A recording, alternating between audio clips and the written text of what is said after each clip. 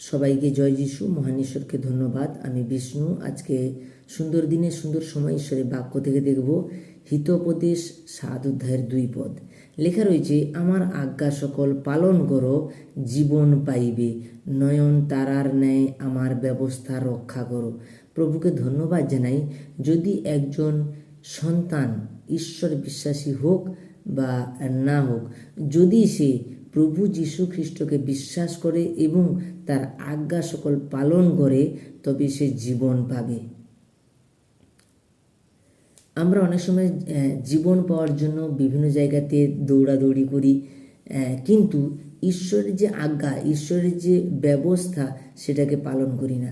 কিন্তু যদি আমরা ঈশ্বরের আজ্ঞাকে, ঈশ্বর কি বলছে সেটা যদি মনোযোগ সহকারে শ্রবণ করি আর সেই মতো জীবনযাপন করি, তাহলে আমরা জীবন পাব। আমেন। সবাইকে জয় যিশু।